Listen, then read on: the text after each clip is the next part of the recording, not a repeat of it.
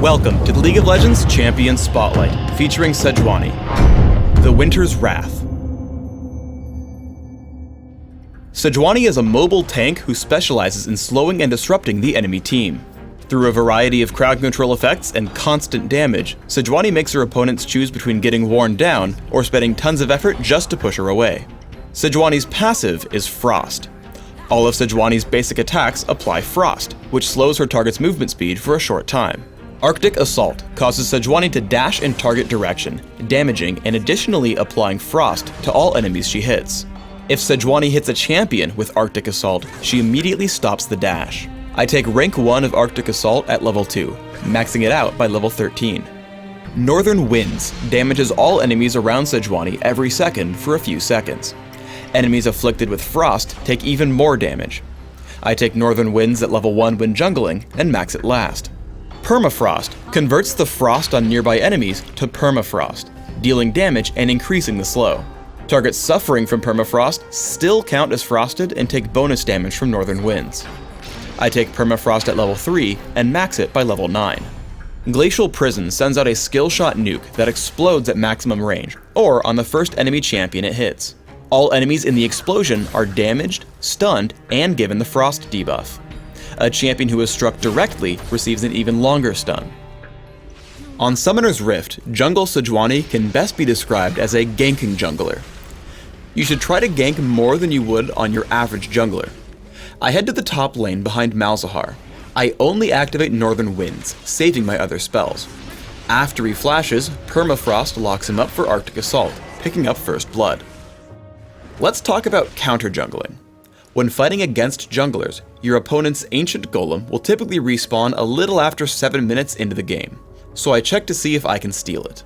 I ward the river below to watch for incoming ganks, and I scroll over to see Amumu hasn't picked up that buff.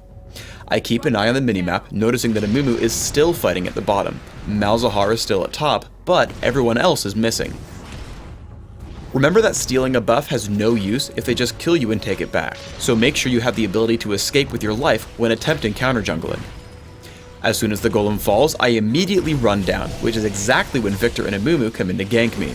Arctic Assault and Flash barely create enough distance for me to escape with their buffs in hand. When ganks involve more than just one opponent, rely on Sejuani's crowd control to enable kills for your teammates. As I gank the bottom lane, I lead with Arctic Assault, using Permafrost to ruin Caitlyn's chances for escape. However, as she dodges Ashe's ultimate and exhausts me, I toss out Glacial Prison to ensure she falls. After, I turn to Dr. Mundo.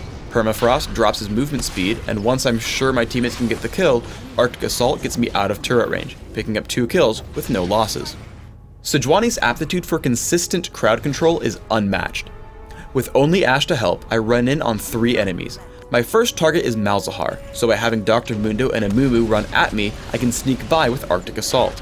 Between Permafrost and Northern Winds, Malzahar quickly dies.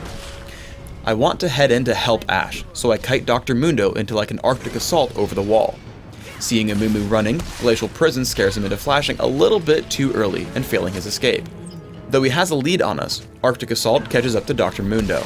The combination of Frozen Mallet and Permafrost completely shut down his ability to chase down Ashe, giving us our 3rd kill of the fight. Always try to disrupt and kill the frail backline champions. As a team fight starts, I have the perfect opportunity to jump Malzahar and Victor.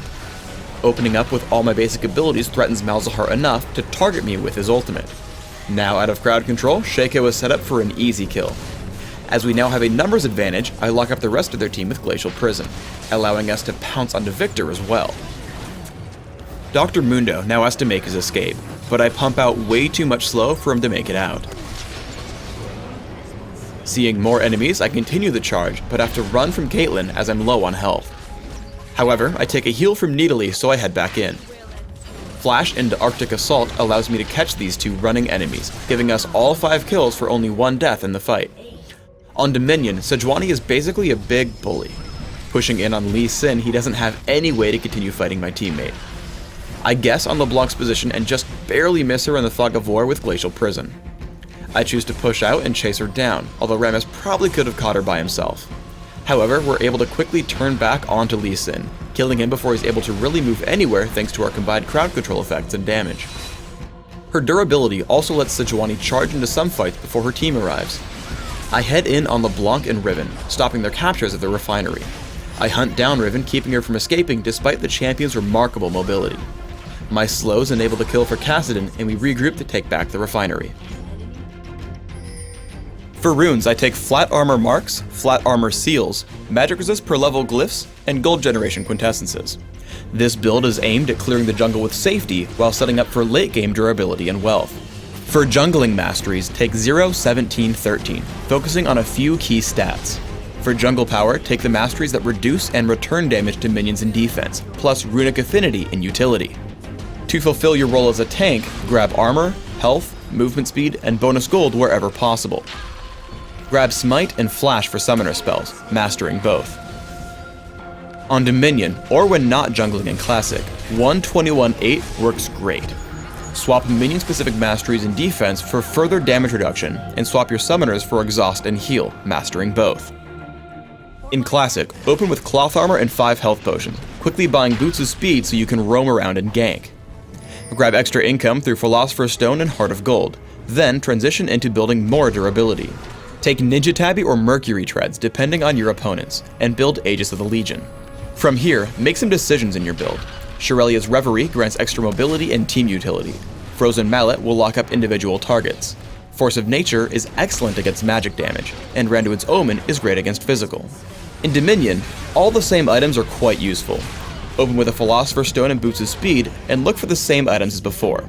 Take defensive boots to counter your opponents. Build as much durability as you'll need through items like Randuin's Omen and Odin's Veil, but try to build additional disruption, damage, and utility through Frozen Mallet, Sunfire Cape, and Shirelia's Reverie. Thanks for tuning in to the Sejuani Champion Spotlight. Please subscribe to the Riot Games YouTube channel above, and don't forget to thumbs us up just below the video.